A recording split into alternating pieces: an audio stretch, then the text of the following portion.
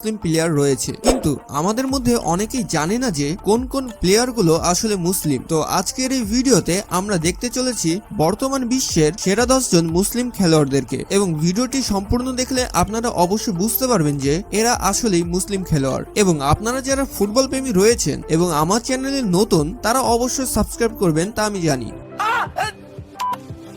তো বন্ধুরা, প্রথমে রয়েছে ইব্রাহিম মুভিজ। এই মুসলিম প্লেয়ারটি ছোটবেলা থেকেই ফুটবলার হওয়ার ইচ্ছা ছিল, যে কারণে তিনি স্কুলে থাকা অবস্থায় এম ইন লাইফ প্যারাগ্রাফে একজন প্রফেশনাল ফুটবলার হওয়ার কথা বলেছিলেন, এবং তিনি এটিও বলেছিলেন যে তিনি তার দেশকে রিপ্রেজেন্ট করবে, এবং এটি শুনে অনেকে হেসেছিল। এবং তিনি নেদারল্যান্ডে সবথেকে বড় ক্লাব থেকে খেলে সকলের মুখ বন্ধ করে দেয়। এছাড়াও তার নামে একটি ওয়ার্ল্ড রেকর্ডও রয়েছে। তিনি সবচেয়ে দূর থেকে বাইসাইকেল কিক করে একটি গোল করেছেন, যেটি Guinness book of world record নাম রয়েছে। এছাড়াও তিনি বার্সেলোনা ক্লাবেও খেলেছেন। তো এরপরে রয়েছে পল পগবা। পল পগবা জন্মসূত্রে একজন মুসলিম, এবং আমাদের মধ্যে অনেকে হয়তো এটি জানতো না। মাত্র 24 বছর বয়সে ফ্রান্স দল থেকে বিশ্বকাপ খেলে একটি অবিশ্বাস্য জনপ্রিয়তা লাভ করে নিয়েছে, এবং বর্তমান সময়ে সবচেয়ে বড় ব্যালন ড'অরের দাবিদার হচ্ছেন তিনি।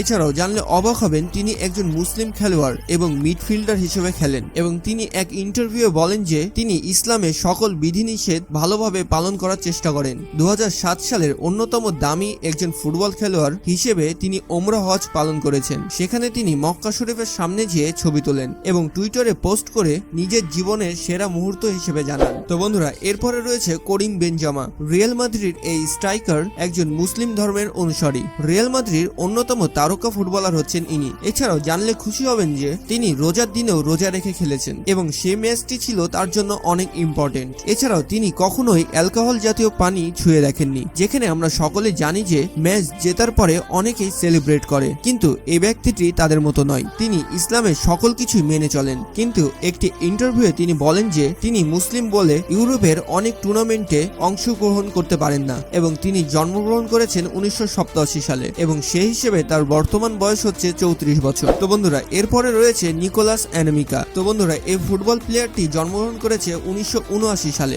এবং সেই হিসেবে তার বর্তমান বয়স হচ্ছে 43 বছর। এছাড়াও তিনি একজন ফ্রান্সের বাসিন্দা। ফ্রান্সের ইতিহাসে অন্যতম মেধাবী স্ট্রাইকার হচ্ছেন ইনি। তো বন্ধুরা, নিকোলাস 16 বছর বয়সে ইসলাম ধর্ম গ্রহণ করে। আগে তিনি খ্রিস্টান ধর্ম পালন করতেন, এবং মজার বিষয়টি হচ্ছে তিনি 1994 সালে তার নাম পরিবর্তন করে আব্দুল সালাম বেলাল রাখেন। তিনি বলেন, আমি আল্লাহর সাথে আমার সম্পর্ক প্রত্যেকটা সময় অনুভব করি। তিনি আমার জীবন আলোকিত করেছেন, আর আমি একজন মুসলিম হিসেবে গর্বিত। আর ইসলাম হচ্ছে শান্তির ধর্ম, এবং আমি অনেক কিছু ইসলাম থেকে শিখেছি। তো বন্ধুরা, এরপরে রয়েছে এরিক আবিদাল। তো বন্ধুরা, এই ব্যক্তিটিকে আপনারা সত্যিকারের যোদ্ধা বলতে পারেন, আর তার সম্পূর্ণ নাম হচ্ছে এরিক সিলভার আবিদাল। তিনি একজন ফ্রান্সের বাসিন্দা, এবং তার উচ্চতা হচ্ছে 6 ফুট 1 ইঞ্চি, এবং তিনি যখন ফুটবল নিয়ে দৌড়ায় তখন তাকে উইথাউট ফুটবল নিয়েও কেউ ধরতে পারে না। কিন্তু আপনারা জানলে অবাক হবেন, তিনি ডিফেন্স